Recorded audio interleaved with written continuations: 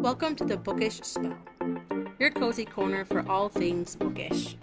I'm Angie, your host, and each week I'll be diving into the magical world of books, sharing reviews, author interviews, and so much more. New episodes drop every Wednesday, so grab a cup of coffee and get ready to turn the page with me. Okay, well, hello, Kate, and welcome on to the show. I am so glad to have you here and that you came to speak for us. So I'm excited to be here. start off by telling us a little bit about what you do. So I do two things. I am a professional author, of course. I have been publishing since 2019, and I've been publishing successfully since 2020. Amazing. And then also in 2022, I started a just side hustle as kind of a favor for a friend where I started helping authors learn how to use TikTok. It originally started where I would manage TikTok accounts for authors, and Oh, then wow. it kind of blew up from there. And so now I've got this, massive TikTok for authors course that has helped. I think we just hit 2,000 authors Oh my gosh.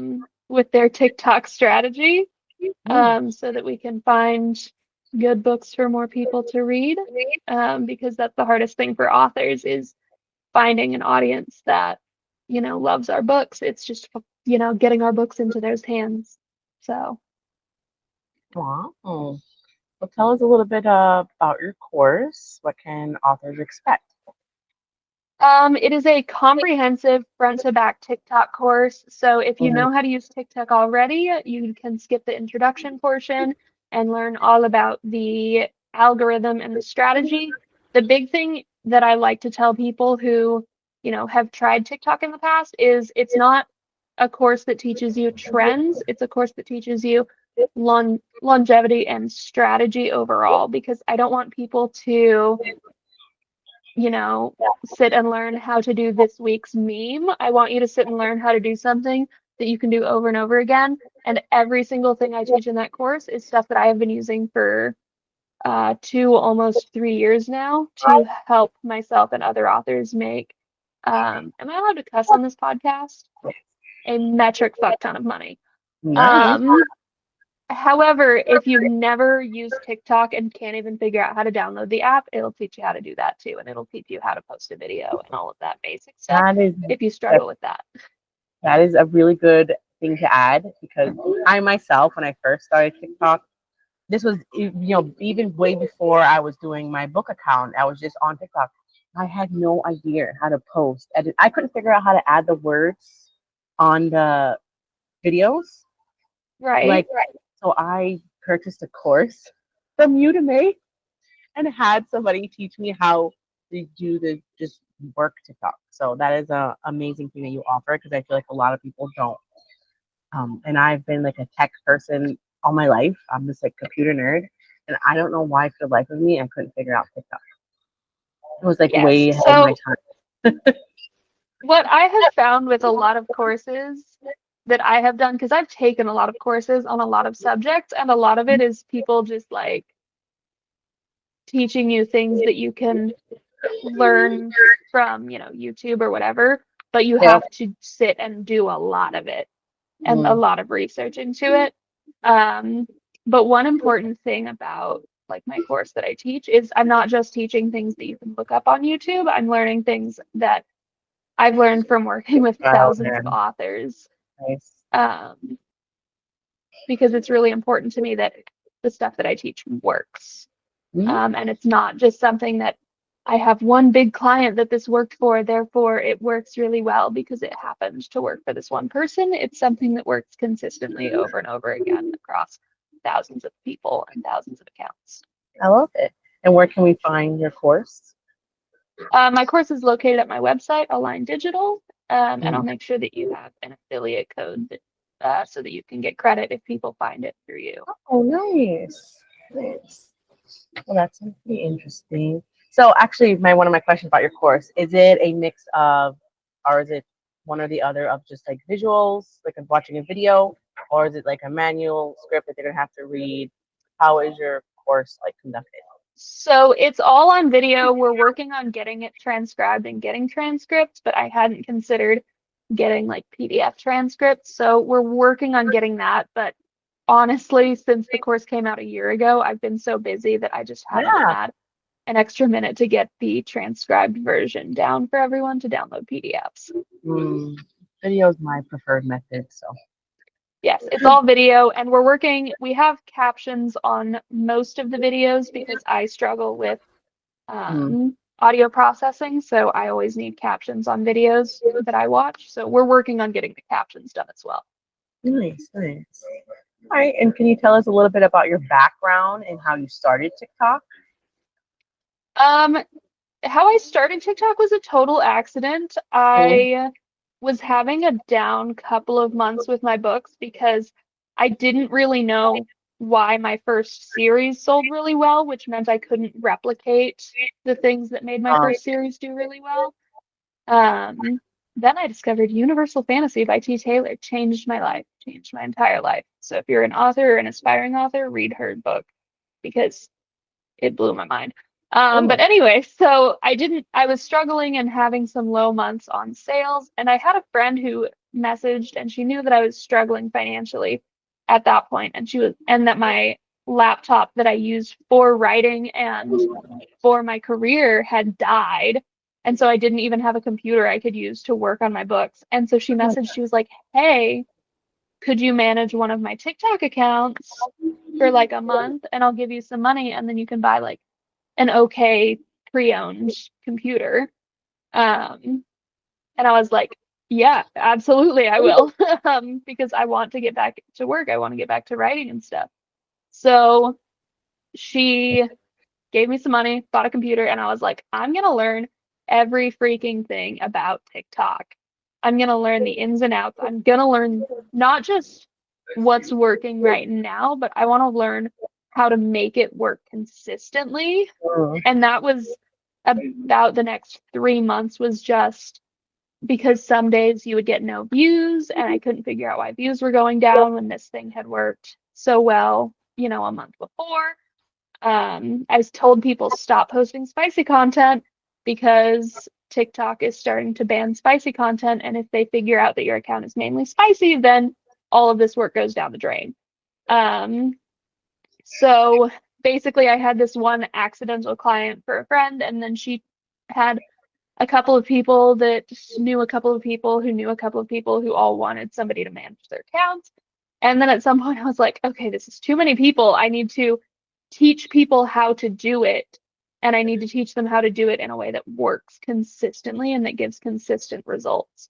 Because I think that's what we really need in our author careers, is just consistent results. We need consistent sales because that's how we survive and that's how we write more awesome books. So that was a great way to create a course, because now you're able to be like a million people at once. So yes, I started over the summer in 2022. I started doing or 2023. I started doing just like a little bit of coaching on teaching authors how to use TikTok with very select clients, and that's how I figured out what the course needed to be about and what I needed to do for the course and how in depth it needed to go, because everybody has different questions, and I don't know what you don't know about TikTok. I don't know if you know how to add, a filter, or what the actual name that the TikTok app uses for filters, which is effects. They're not called filters on TikTok.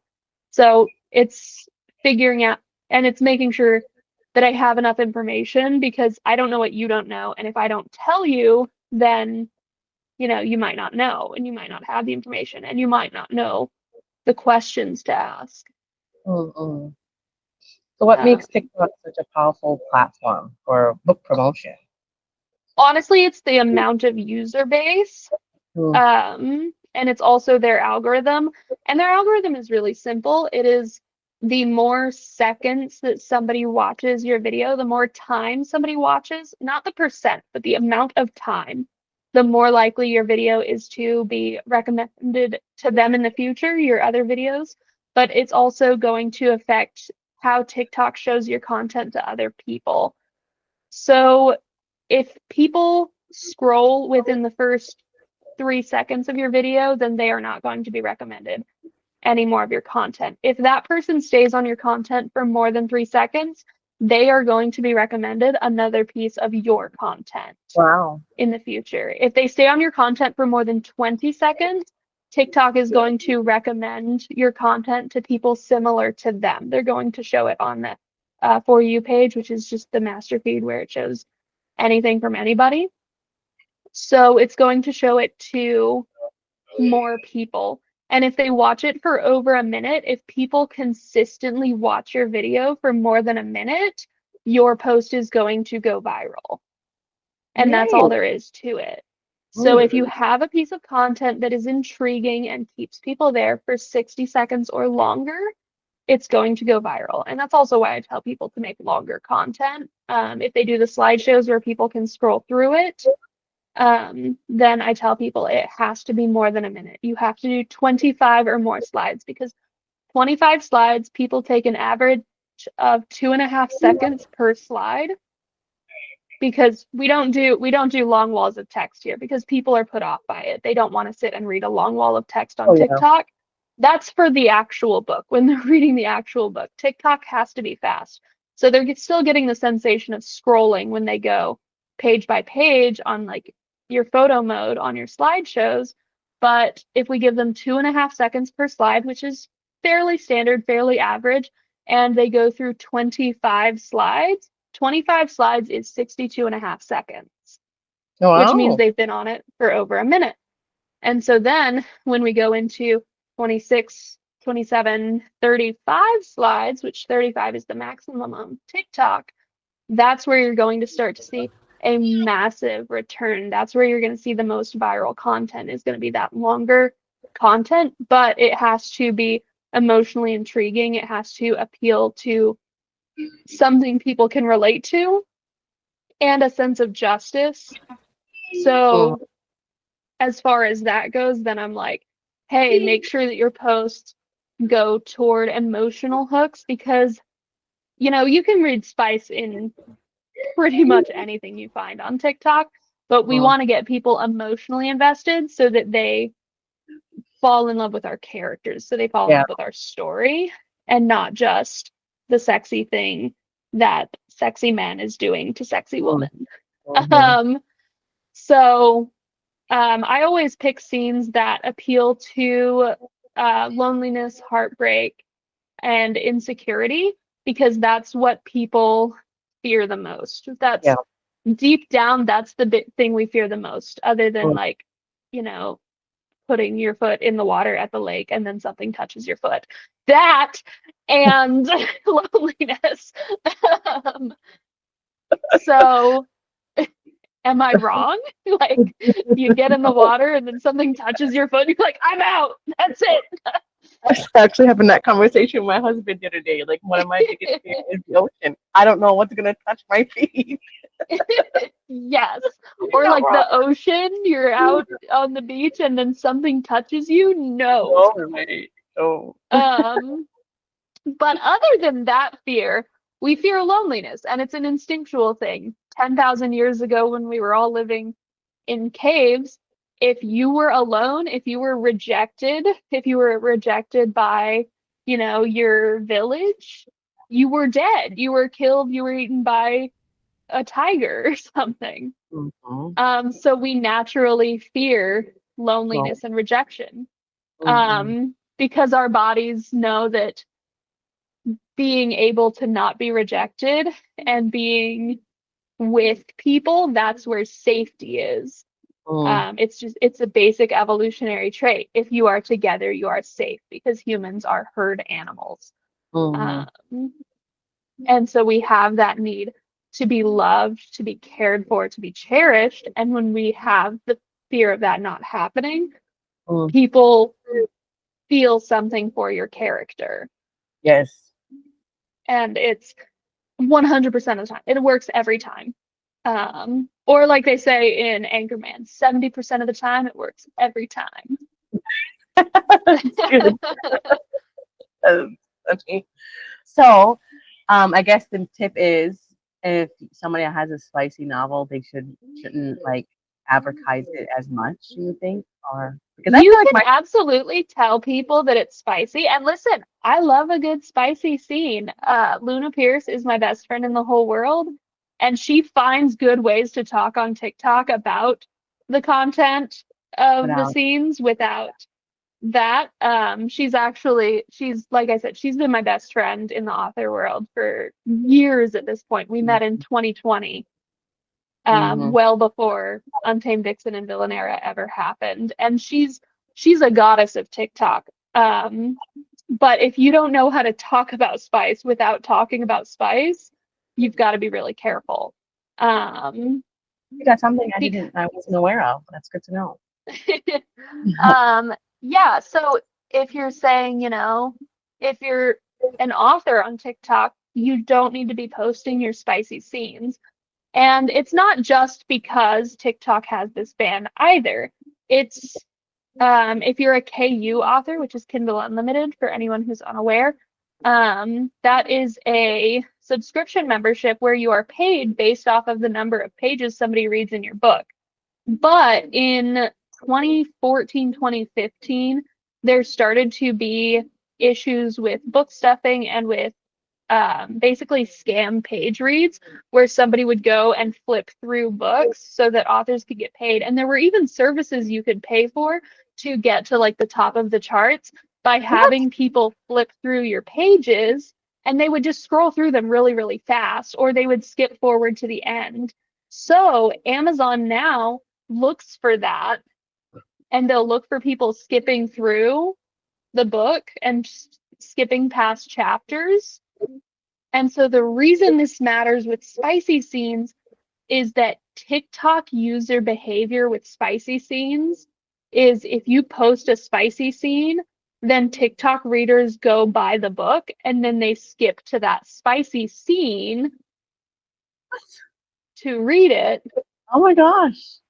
And then they skip to the end so that you get the page reads, which means you're going to lose 50% of your total royalties for the month, no matter what, if this happens more than a few times.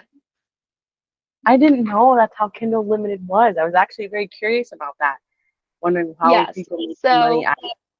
I did not yeah, know. it's based off of the pages that people read. But if you have a dozen of your 30 readers in a day going forward and skipping to the spicy scenes because that's what they saw on TikTok and they just want to read the book for those scenes and they just want to go and read those scenes, then Amazon is going to say, oh, somebody is trying to scam us to get their page reads. So we're just going to take away 50% of their revenue for the month. And so that's another huge reason to not post spicy scenes, because if you're posting scenes that emotionally hook Yeah. people to your characters, then they want to read it for the story. They want to read how this character lives and evolves versus that one scene. Mm-hmm.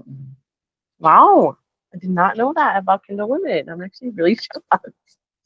Yeah. I feel like we kind of answered this a little bit earlier, and you answered it. Remember my questions to you was how important are trends on TikTok, and how can authors They're not. leverage?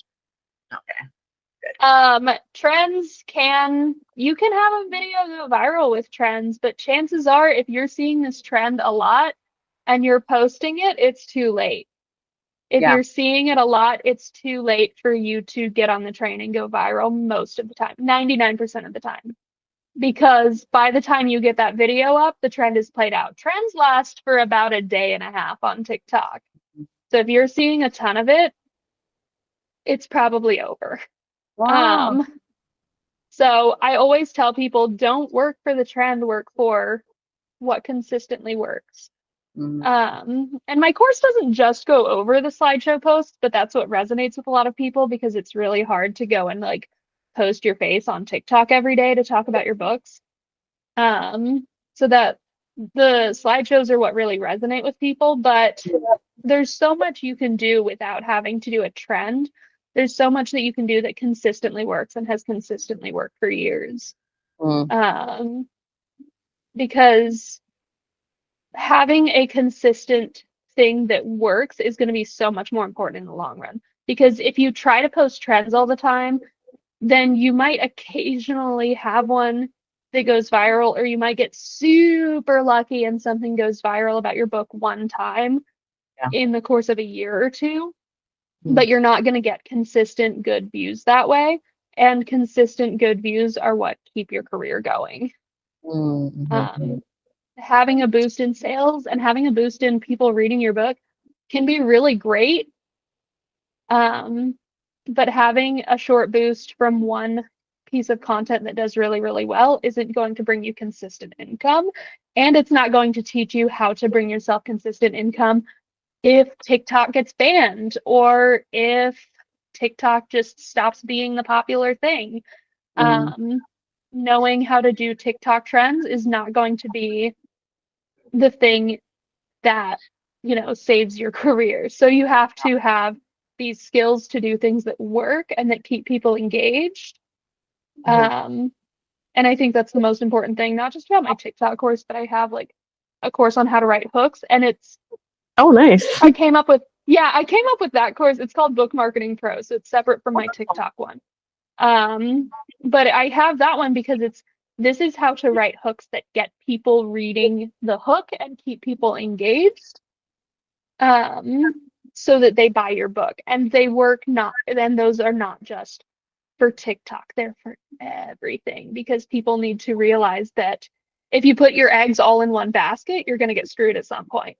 Whether that's the end of January, when TikTok is set to potentially be banned in the US, and removed from the App Store, or it's something else. Now, TikTok, there's every chance it might not get banned. Yeah. Or if it does get banned, it's not going to be gone. You're still going to have it on your phone if you have it downloaded, and it's still available outside the US. So if you get a VPN on, say, an old phone, you can trick your phone into thinking that it's in a country where TikTok isn't banned, and you can use it there. But I'm a huge believer of not having your eggs all in one basket in any case. I'm glad that you're saying that, because I have been social media obsessed from the beginning of social media. Like, that is one of my goals, to just be successful within social media. It's like, I don't know, it gives me chills how much I love it. So I watch all different stuff on YouTube. I buy courses online sometimes. But my difficult problem is I don't know what course to pick. So I'm actually really interested in your hook course. I want to take that. But I watch a lot of just random videos on YouTube, like social media influencers or people that like say that they do this, for a living or whatnot. But all of them have one thing in common, and they all say just focus on one social media platform. And that's something that I never did, because I feel like I don't want to, for one, because I like all these platforms. There's some validity in focusing on one platform when you're learning how to use a platform. I will give you that. And when you're starting to learn social media, instead of trying to, because what most people do when they're like, I'm going to try to be successful on social media, is they're going to be like, I'm going to post Facebook posts with custom images in a group every single day. And then I'm also going to tweet and have a following on Twitter. And then I'm going to do Threads, and I'm going to do Blue Sky, and I'm going to do Pinterest, and I'm going to do Instagram photos with all of the aesthetic. But when I say you should make content for all social medias, use a content scheduler. There's no reason to be trying to make various content for every single thing everywhere. That's bonkers. So use a content scheduling app like Loomly or something. That, honestly, for you, if I would go into any course, it would either be my new venture that I'm starting next year, which we'll talk about after the thing, because it's not book related at all, but you and I are going to talk about it after we stop recording. But that, or like my Streamline and Sell, which is about post scheduling and creating content that sells on all platforms so that you can create one piece of content and it hits 8 platforms and you've got, markets cornered in dozens or in, 6, 7, 8 platforms at a time. Because when people say focus on one platform, they're saying don't sit and try to learn to use every single platform all at once because it's going to drive you bonkers.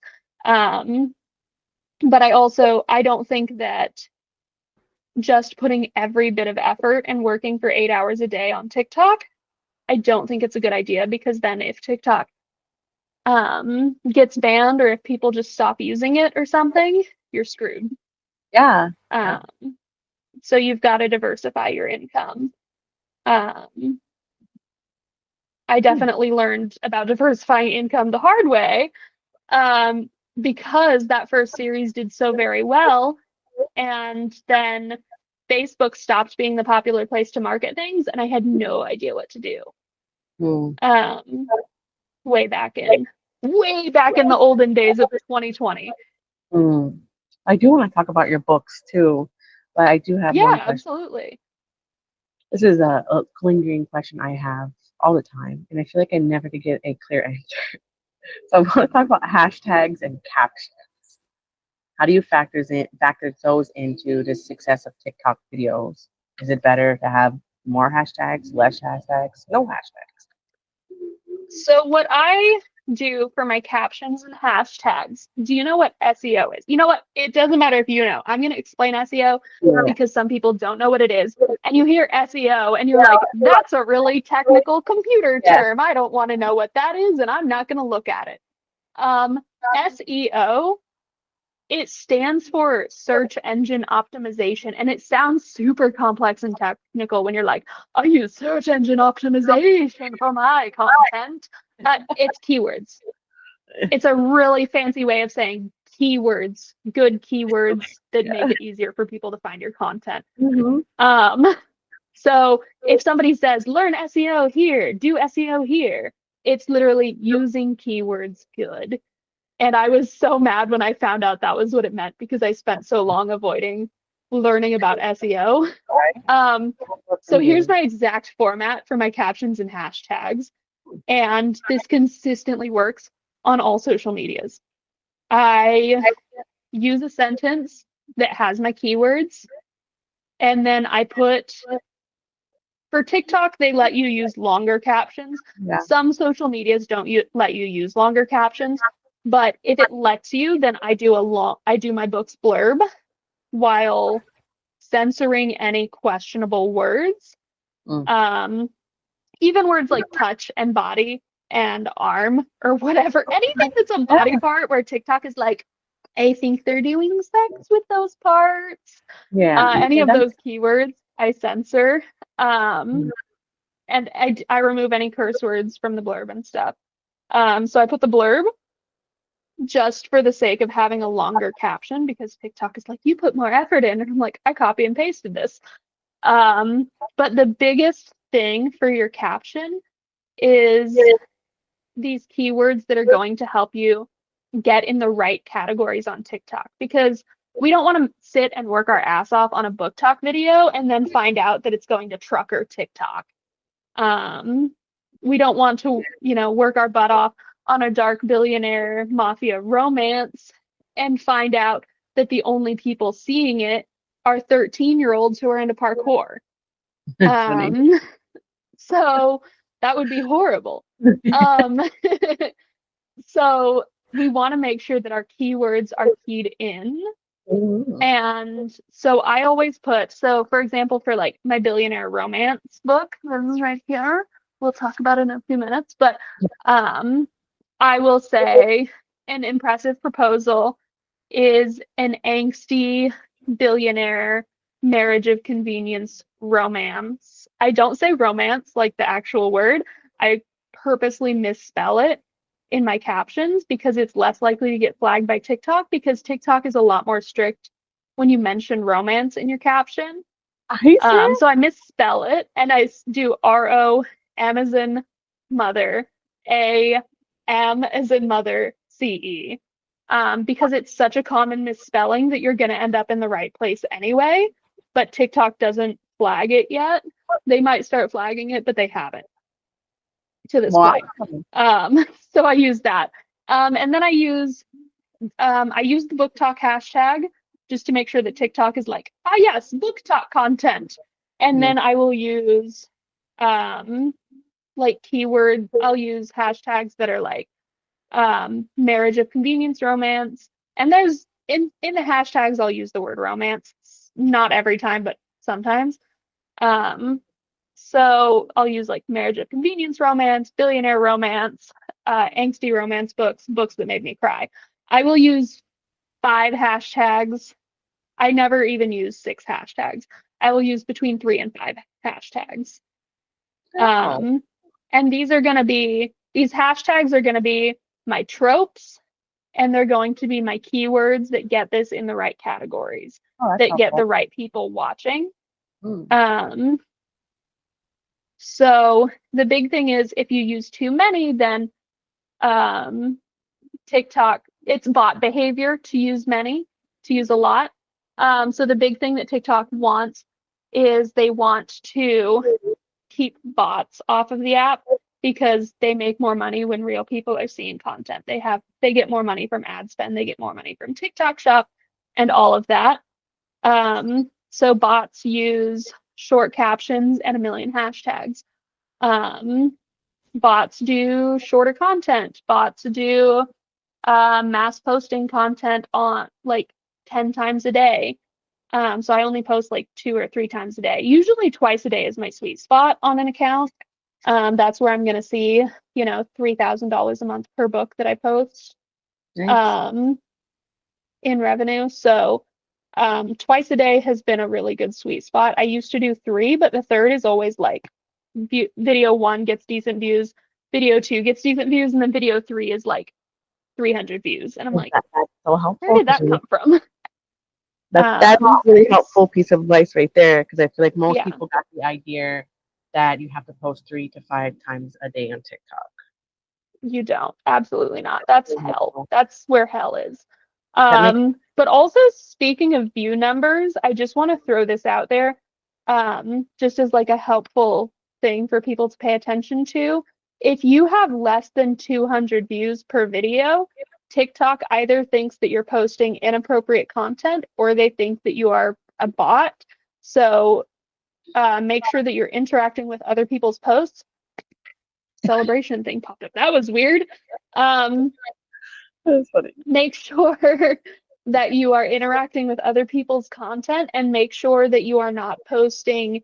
If you're using like photo slideshows, do not have people in your images, because TikTok is really, really, really careful about anything with people, because what some bots will do, and I don't know why they do this, because they don't make any money from it. They will post photo stills from pornographic videos on the photos. And so TikTok is very careful about people in the still images, because what if it's secretly porn? And what if TikTok's AI bots didn't catch it, and now that is going out to, 15-year-olds and stuff. Exactly. So I don't use people in my backgrounds either, because that can flag it. But if you're seeing views that are like, less than 200 views, then there's something wrong with your content that TikTok is flagging. Because rather than constantly doing community guidelines violations and having people appeal it, it's easier to just not give you views. It's easier to be like, 60 people watched this video. We obviously we're not flagging your video for a content violation. We're not banning you for a content violation and wasting resources on customer service and on manual checks. We're just not going to give you views. Because it saves them a lot of money to not have to pay someone to double check it. When you appeal a content guideline violation. That's good advice. I noticed that with my videos too, because I use this content scheduler, especially for all my podcast clips.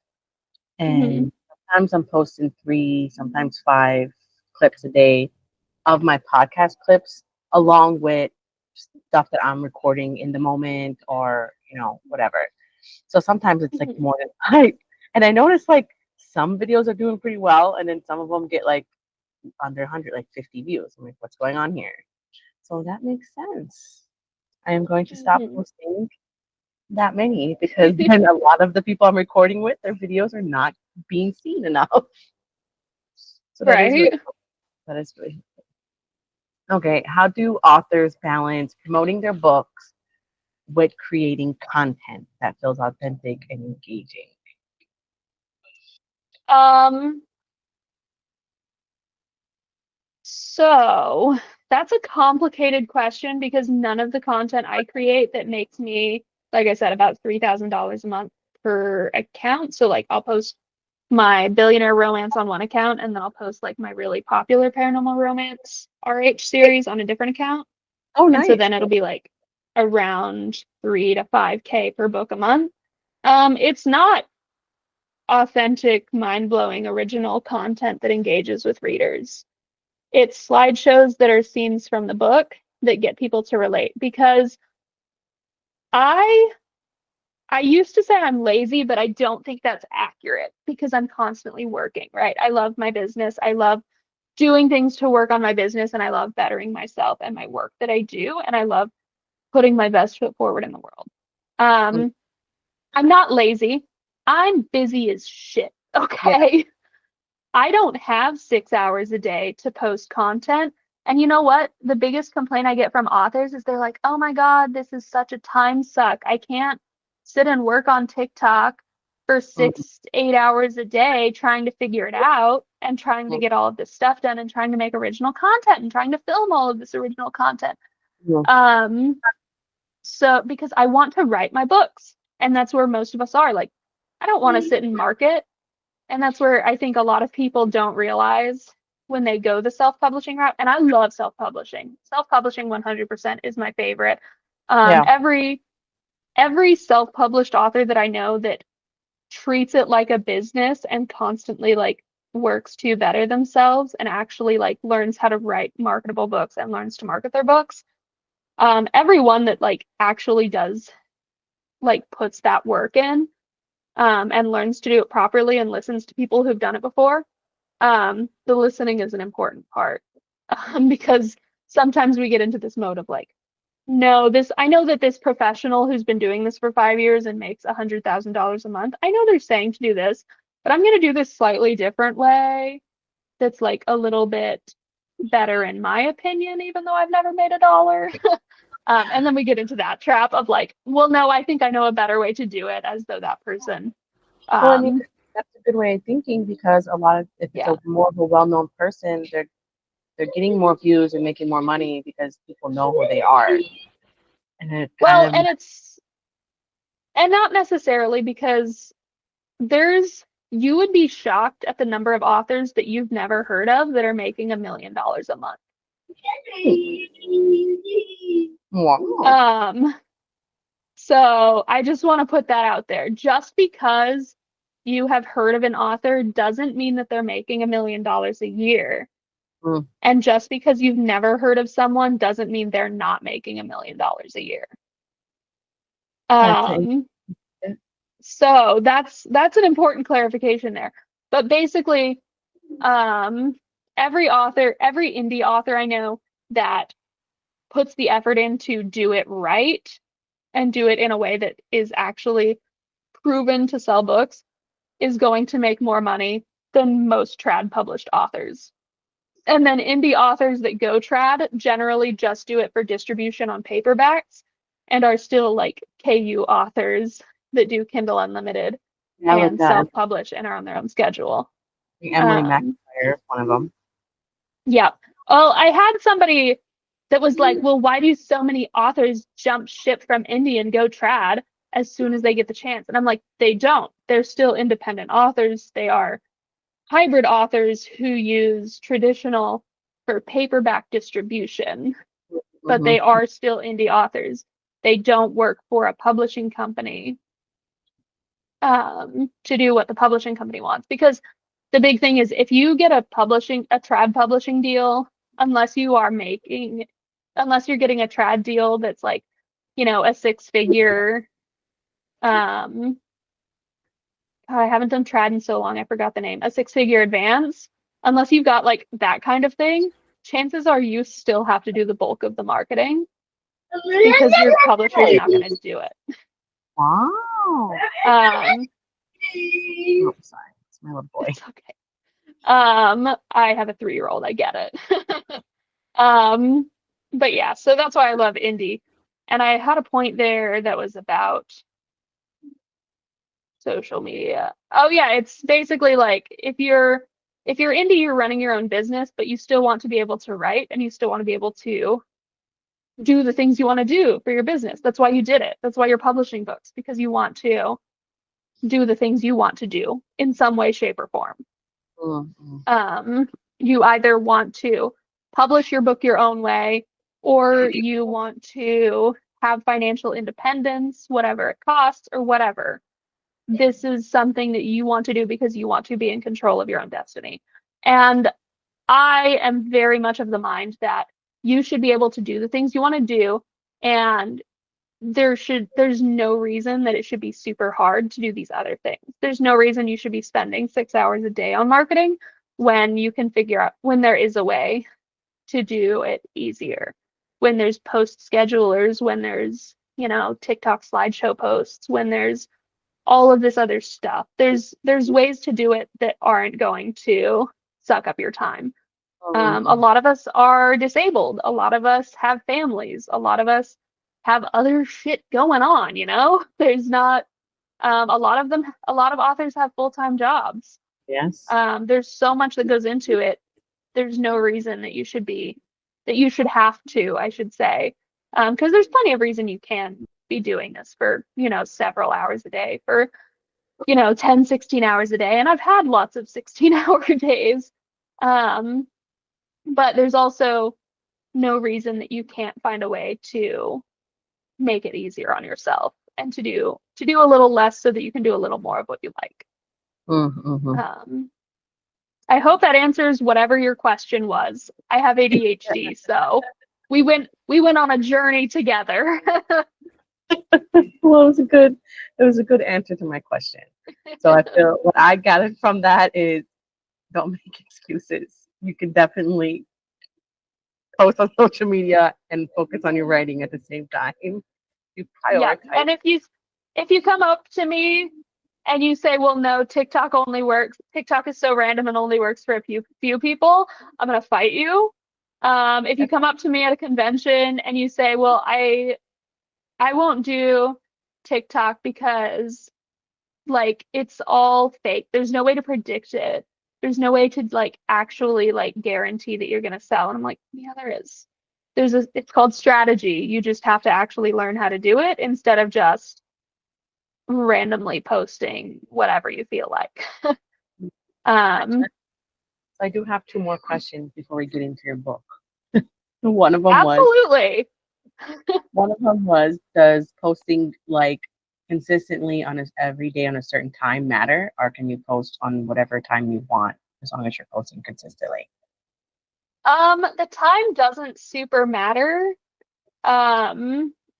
Sometimes you'll see a pattern where posting a certain time of day does better, but really since TikTok started doing where they would show your piece of content to around 200 or 300 people initially before determining if it goes viral, which is something they instituted about 1.5 years, 2 years ago. So it's been a while. It's been an eternity in social media terms. But so ever since they started doing that, it's a lot more like YouTube, where they base your post performance off of that initial little bit, and they're going to give you that initial little bit as long as your content is good, as long as your video isn't really grainy and dark and awkward, as long as you aren't pausing and then introducing yourself and then finally getting to the goddamn point. Because that's a big thing a lot of people do, is they'll start their video and be like, hi guys, it's me again, it's Kate, I am so excited. And I'm like, who are you? What is the point of this? What is the point of your video? So getting to the point initially, whether you do slideshows or whether you're talking to the camera, you can, as long as you're learning to make good stuff, you're gonna do it. What was your question again? I'm so sorry. Like my question was, does the time, like, would it be better to Oh yeah, the consistently posting time. So basically, I remember where I got on that tangent from too. So the posting time doesn't super matter because they're gonna show it to like 200 or 300 people initially, and then they're gonna figure out what audience is engaging most with that content, and they're gonna show it to that audience when they're the most engaged. Because TikTok's goal is always, always, always to make more money. So keeping people engaged and keeping people on the app is part of their strategy for them to make more money, because when they have people on the app, they get more ad revenue from sponsors, and they also get people that are more likely to spend money on TikTok Shop and stuff like that. So, or, if somebody's engaged on the app, then that person's more likely to be on there long enough to buy something off TikTok Shop. So the time of posting doesn't super duper matter anymore, because there's always at least 300 people in your niche online whenever you post, wherever you're at. And then they're just going to decide. Yeah. And they're just going to decide when that audience is the most engaged, which they can tell by these massive algorithms that check all of that. And so then they're going to show to people when they're the most engaged. Which is why I also tell people, if your video is under 1,000 views the day you post it, don't delete it just because of that, because it can still very easily go viral a week from now or a month from now. I've had it happen. Wow, that is helpful. Yeah. So speaking of like the rambling and making your videos, difficulty getting to the point, I feel like majority of authors struggle with that. As an aspiring author myself, I struggle with that because watch, we're writers. We are meant to create a very long sentence because it fills up the page in the book. So do you teach authors to kind of be able to create that short video and be able to pack whatever they need to say in that short of a time? Because I feel like that is what's going to be golden here for a lot of Yes. So there's two things that are extremely important. The first is editing out pauses, because anytime we pause, it gives people a second to think and to decide if they're liking this content. Keep going, keep talking, and edit out any pauses. Pauses is what I just said. Edit out pauses. TikTok's app, you can do that in app. You can just use their slice tool and cut out any pauses in the video. Especially that pause at the beginning of the video between hitting record and talking. That has to be gone. That is the most important piece of editing you are ever going to learn, is to cut out that half-second pause before you start talking, because that half second of nothing, people will keep scrolling before you ever even attempt to get your point. Every single thing we do on TikTok is just begging readers for a moment of their attention. And if you don't have a reason for them to stay within that first 3 seconds, they have no reason, and they're going to keep going. So that half second must be edited out, and then the first thing out of your mouth has to be something that matters, something that gets them to pause and listen. Something like, Luna Pierce, I talk about her a lot because she's my best friend in the world and she's a goddess of TikTok.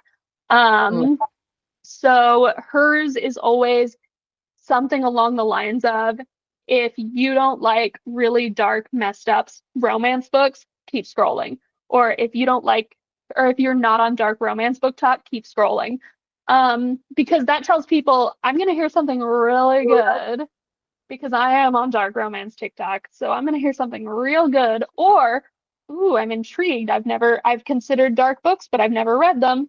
And so it's going to get people intrigued enough that they're going to be like, ooh, I have to find out what she's going to say. And then she always says something really fucked up. It's wonderful. I love her so much.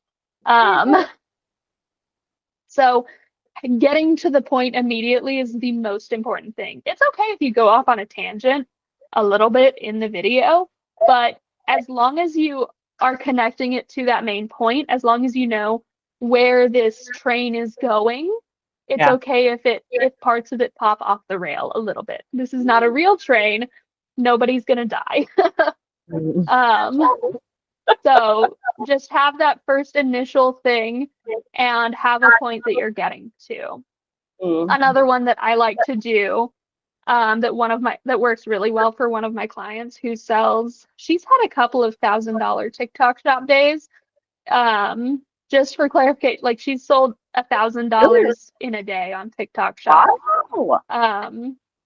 So one of her great openings that I absolutely adore is, my editor said, don't do it. So I have this dark romance book, and she said, Jen, don't write this scene where he unalives someone in her kitchen and there's a mess everywhere, and then they do things on the floor right next to the body. She said, don't do it, but then I did. Dark romance, I'm so sorry for your listeners who aren't into dark romance. Dark romance gets real fucky real quick. Oh no, most of them are dark romance. Most of my listeners are dark romance. Well, that Okay, was perfect. But yeah, I feel like I've seen that TikTok. probably.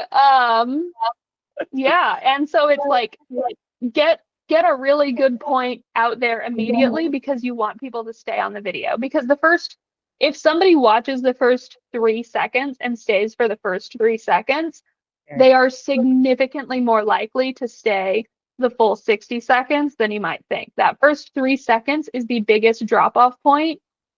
And then you're going to lose, after the first 3 seconds, you're going to lose about 5 to 10% of your audience between that 3 second mark and the 60-second mark, or the 2-minute mark or whatever.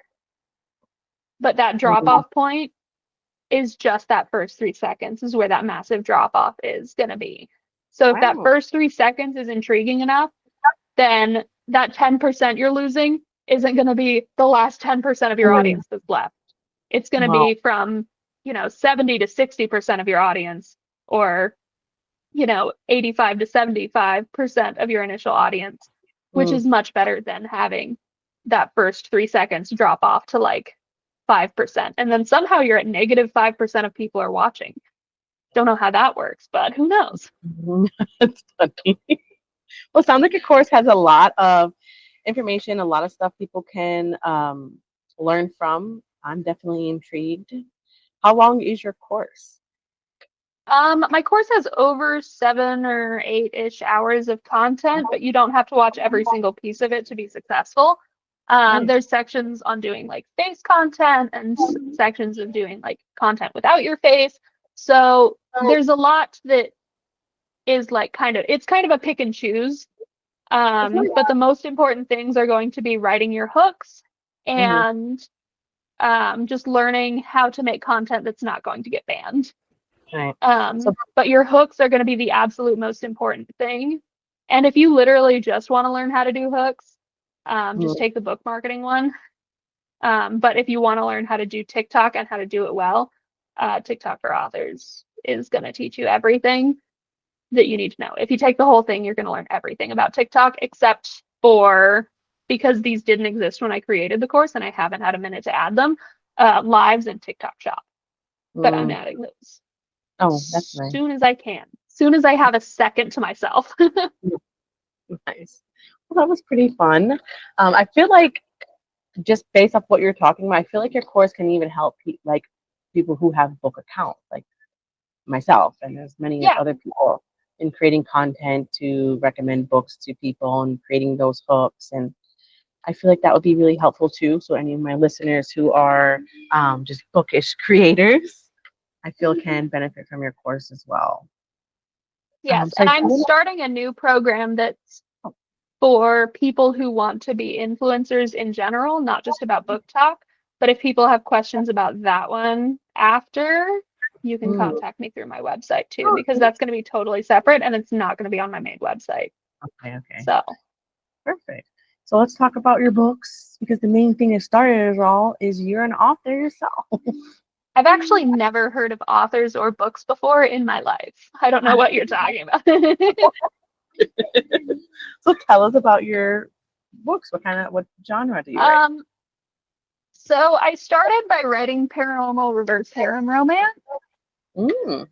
So I have a stack here. So this is the omnibus of my first ever series, Drakus Clan. This is 5 books. So I don't want to have to yank out the individual copies. So this is a dragon shifter romance, about a lost dragon princess. This series did really well because it follows all of the ideas of universal fantasy, which I didn't know was even a thing. And universal fantasy is not the genre fantasy. It's about these things we fantasize about. You know, like when you think about winning the lottery and all of the ways that your life will change. It's all of that stuff happening to your character, or even just like, you know, things suck and people are going to treat me better in this magical, alternate universe. Or I'm going to meet this guy who's more important or better or sexier or badder or whatever, and he's into me. So that's the concept of universal fantasy, and I did not realize I wrote that very heavily into this book. Oh, nice. And then I shifted into paranormal MF books, starting with this series, which is my fae romance, about a fairy king who kidnaps his escaped bride. He thought that she was hiding from him, but turns out that her family sent her to live as a human when she was just a baby, because it was an arranged marriage. So they sent her to live as a human, and she had no idea that they existed or anything. And then he kidnaps her at work. And all of her coworkers are like, yeah, this is fine. And that one's what it's called, the Night Court. That's the Night Court series. That's actually my most popular TikTok shop series, which is funny because it does not sell on Amazon like at all. Really? Yeah, I barely sell any copies on Amazon. But now so all of those were under my pen name, Alexis Pierce. But this year I finally published my first book as Kate Hall. So this is a billionaire marriage of convenience romance. So like Nadia Lee, Katharina Mora type style of book. So this is my first one. This is also the first book I've published since learning the concept of universal fantasy, because I learned about it in 2023 and then kind of got into actually writing it. My brain just stalled out. Got into actually writing it last year and then finished this book and published it in July of this year. And so then I'm still working on book 2 in that series, and then I'm publishing a cowboy romance series under Kate Hall that is about men who do the professional sport of reining, which is a very popular equine Western sport. And so all of the guys are sexy, rich cowboys. Oh, nice. So I'm working on that one right now. That is one I'm so excited and passionate about because I always rode horses as a kid. I told you we were going to talk about horses today. You thought I was kidding. So I always rode horses as a kid. And then when I was a teenager, my mom got a reining horse, and they have to be very heavily trained to do this sport. It is ridiculously complicated, requires a massive amount of training. So I got really excited about that sport as a teenager, but never competed. And now as an adult, I'm getting back into it, and I have adult money now, so I can do things like buy expensive horses that are more money than I should be spending on a horse, but I don't care because I love her. Her name is Fancy. So I actually do this sport, and I was like, why have I not written a book like set in this world of like the richest, hottest guys in the sport? You know, we've got football romances, we've got hockey romances. Let's do some hot, rich cowboys who make a lot of money riding horses. Nice. So I'm really excited about that series. And I went to a show over the weekend that was, it's the biggest show of the year. Well, and it's the biggest show of the year in this sport And they've been doing this show for like 40 years. I Oh my think goodness. 1983 is when they started. This year was their last year in the Coliseum Arena in Oklahoma City, Oklahoma. Mm. It was the last year in that arena after years and years of having it there. And for the first time ever, a woman won the Futurity this past weekend. Oh, And I was so excited that I got to be there, and I got so amped up about the book again and about just writing in general and about horseback riding as well. So I'm excited for this series too. And if the Cowboy series does well, then I will probably stick pretty heavily with Cowboy Romance for my Kate Hall, my real name, pen name. yeah. Mhm. Because I just honestly, when it comes to writing about them, I don't even care about the men anymore. I'm just like, okay, so this is this horse.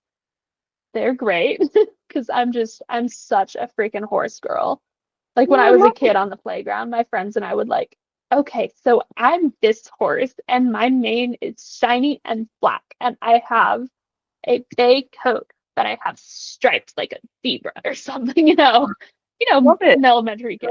So I'm always a horse girl at heart.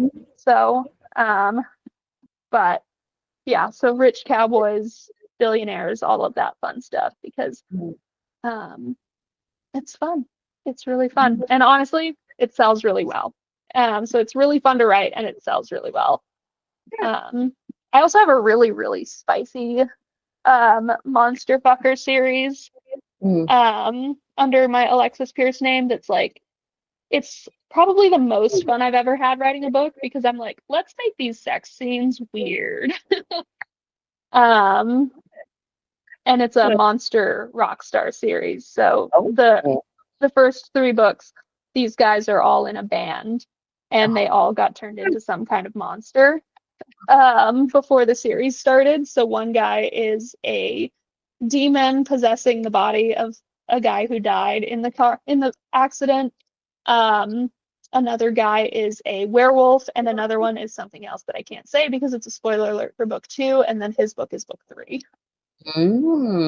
That's interesting. So, You but he's write a, something very dark and scary. And I feel like you wrote a pretty good amount of books in such a short time. Have you considered like, 25. wow, 25 books you wrote? 25 books. Yep, I have 14 reverse harem books and then 10 books that are not reverse harem. I don't know. Have you thought about making a writer's course? I actually have on pre-order. What date is this podcast coming out? Not this Wednesday, but the following Wednesday. Okay, so as of you all listening to this, I have a new Actually, course called. come out on Christmas Day.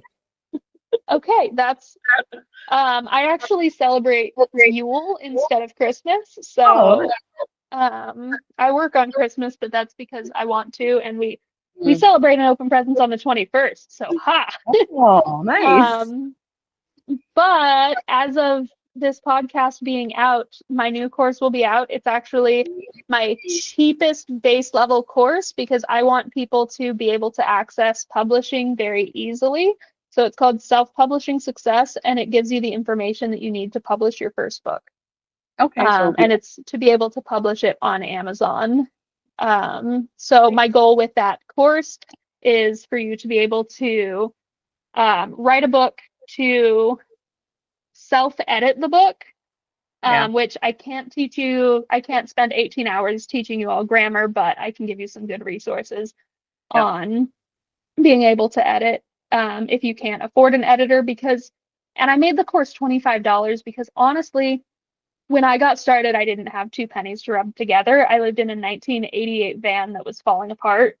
And I lived between that van and somebody's floor. I was gonna say their couch, but it was an air mattress on the floor. So I want to make it as accessible as possible. But I also know that with all of the work I put in, I'm like, I need to make like a little money out of it. Enough money to pay for the website hosting. But it's also going to teach you things about cover design, whether you're looking to buy a pre-made cover, have a custom cover made, or make a cover yourself. I want you to understand like design basics so that you don't get totally screwed and get a terrible cover, because some of us, when we were just starting out, we don't know anything about it. We're like, this looks perfect. This is the most amazing cover in the world. And then turns out like 5 years later, you look back and you're like, this is the worst cover in the world. Is that why a lot of authors do like a re-release with a new cover over time? Yeah. Or sometimes it's just because the cover was pretty standard in the industry and sold really well 5, 6, 7 years ago, but now it's no longer the industry standard. Like object covers are making a big comeback right now. So like my first series, actually, you know what? I'm gonna give my second my non-RH Alexis Pierce book as an example. So this is a great cover for nowadays, but the original cover had a picture of a man with his titties out because that was pretty standard. I need you to know that anytime I talk about like man chest covers or shirtless men, I'm like, it's a man with his titties out. I have to say that. It's my worst brainworm. Is the man titty brainworm. But that was my original cover, but that doesn't sell super well with paperbacks. So for my paper book full series edition, I was like, let's do some roses, some gold, some prettiness, because it's going to do better, and it does. So teaching people how to do covers, or at least how to discern a good cover from a bad one, and then teaching you. I can't go over every single detail on how to write a good book, but I can give you kind of some good guidelines. And then it's also going to go over how to actually like upload it on Amazon and all of that. Oh, baby. Sorry. You're good. Like I said, mine is 3. I get it. If this room wasn't closed and my husband wasn't distracting the hell out of him, he would be here. My daughter's the same way. Like my husband was trying to watch her all this time, but she starts screaming. Yeah, my husband my kid does not want to be like cuddly or in my lap unless I'm busy. Then he's like, Mama, hold me. I know. Yeah, if I'm not busy, then he's like, no hugs, no kisses, nothing. And then if I'm busy, he's like, excuse me, where are my hugs and kisses? Penelope, your arm is fine. Here you go. But yes, so that course is called Self-Publishing Success. It's my absolute base level course because if you want to get into self-publishing, I highly recommend it. It literally changed my life. Like I said, I was couch hopping and living in a van. I was floor hopping and living in a van. I'm glad that you're in a better place and you're becoming more successful, and you just really see a clear outlook of where you're headed with like what you want to do in life. So it's amazing to hear, and I feel it can be really inspiring for a lot of writers. Yeah, and that's my goal. I want people to feel like they can make good informed decisions about their careers. Because the hardest thing is finding good information, and I always want to be a source of it. Which is why, especially when I do like podcasts and everything, I'm like, well, no, I like legitimately want you to learn things right now. I'm not just gonna like say, oh, well, you can learn that in my course. If you ask me a question, I'm gonna tell you the answer. You told us some pretty good, helpful tips, which I feel everyone will appreciate to listen to. Definitely really, really intrigued by your courses. Well, that's good to hear. Yeah, and I'll make sure that everyone has, that affiliate link in the show notes. And if your viewers use the code INDIE20, it's just INDIE 20 at checkout, then they'll get 20% off as well. Yeah, well, I'll market that, put that on my social media for listeners to be able to see that offer, and because I do feel like a lot of people will be interested. Just based off of a lot of the authors that I talk to, they're very much looking for resources, help, tips, because they're at the end of the day, they're writing these books, but they are really struggling with their social media, you know? Yeah. So, yeah, I see what you're Marketing is the hardest part of the business, honestly. Marketing and then customer service. Customer saying. service is, but at least customer service with as an author, you don't have to like answer calls. Yeah, But marketing is the hardest part of being an author by far. I could see that. Like Marketing is, honestly, in comparison, writing books is hard, but in comparison, writing books is easy. Like a vacation from marketing. well, I mean, yeah, because about being an author, writing books is something that you're passionate about doing. You like writing a story. Marketing is Right. like, I have to do this if I want my story to sell. You know? Yeah. So, Well, and if you think about it, most like I am a math girl and I like numbers, but I most authors are not math girlies, and are not like super jazzed about data analytics. yes. But it's unfortunately a thing that you kind of just have to live with if you decide that you want to do it Mm, and run your business and all of that. mhm. But putting the work in and learning to do it right is gonna make you do well and you're gonna make money. So That's helpful. yeah. Mm. Well, Kate, I really enjoyed my time talking with you. I do hope to have you back on the show again and offer some more tips. Um, so yeah, so I do thank you for coming on. It was a blast hearing all your tips and amazing that you wrote 25 books. Um, so it's definitely a pleasure speaking with you. Yeah. Thank you so much for having me. I had a lot of fun and I could talk about marketing books forever. So Thank you so much for tuning in to this week's episode of the Bookish Spell. I hope you enjoy our magical bookish journey together. Don't forget to subscribe so you never miss an episode. And feel free to leave a review. It really helps. I'll be back next Wednesday with more enchanting stories and author insights. Until next time, keep the magic alive in your hearts and on your bookshelves.